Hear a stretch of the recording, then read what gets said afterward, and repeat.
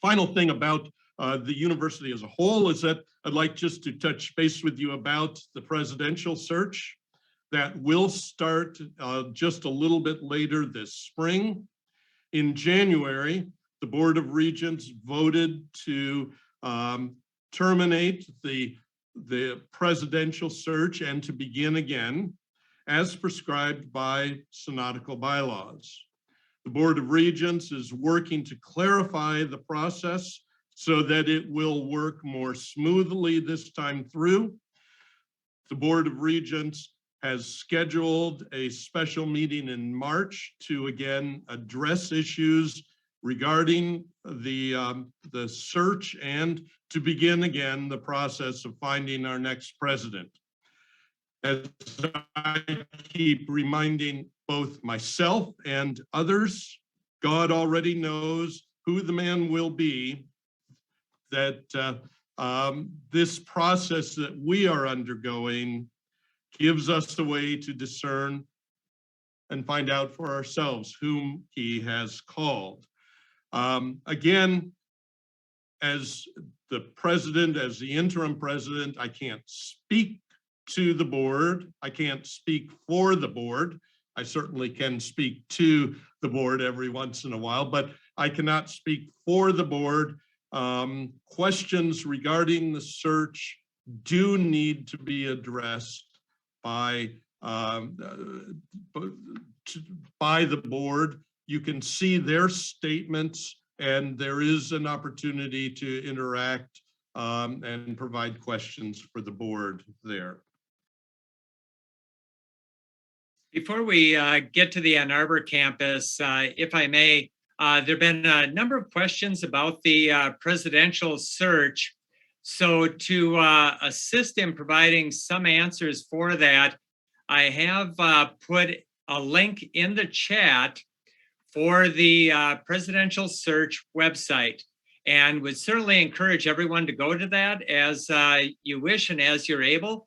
There are a number of documents there, and there is also an opportunity through a link to communicate directly with the search committee.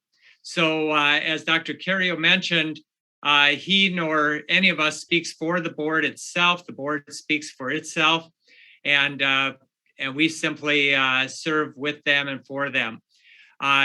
Also a note that concerning the Board of Regents itself, the members of the search committee are listed on the same website for you.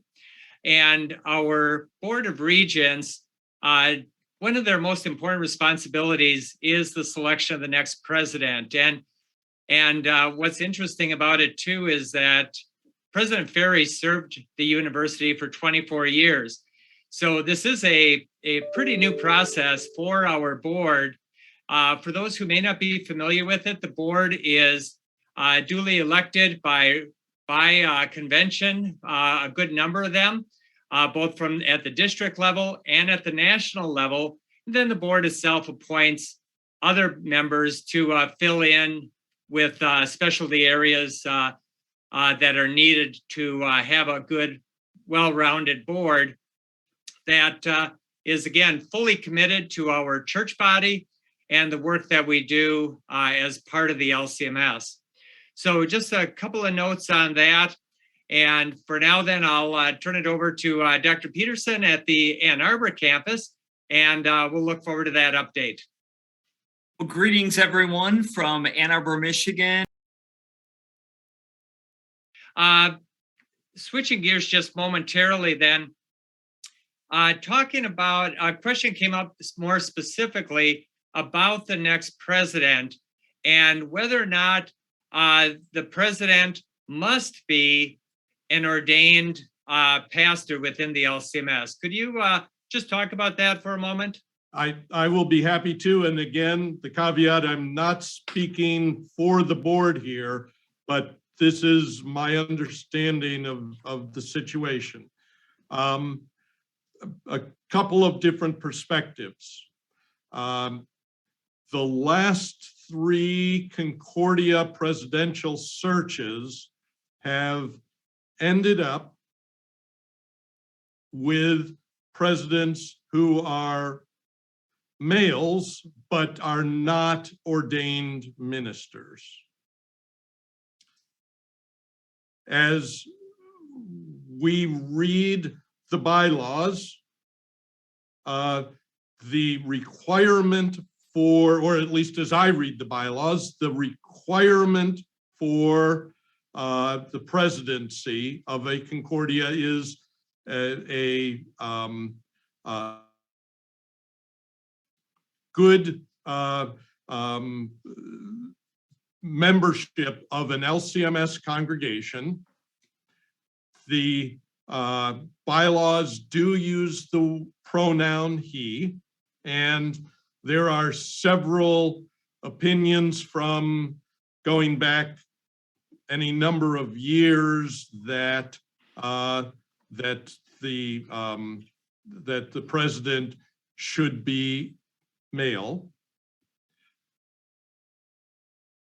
The prior approval panel, that's the group from the Lutheran Church Missouri Synod that is part of the mandated process, has identified in its list of approved nominees 10 individuals who were ordained ministers, 1 individual who was not an ordained minister. Obviously, that list was all male. Then finally, of the 38 candidates whose nominations we received and who were consented to send their names this first time through, I believe either 31 or 32 of them were ordained ministers. So as I read that, all of those pieces, I would indicate that being an ordained minister is not an absolute requirement. My guess is that the chances of the next president being an ordained minister are pretty good. I wish I could see who that person is going to be, but yeah, let's stop there. Dr. Cario, questions have come up about the strategic plan and vision. You are the interim, and by synodical bylaws, your time of service is limited as the as the president. In fact, how long are you able to serve in that role? As I understand it, interims are able to serve 18 months. So my period, my interim would be up end of December 2022.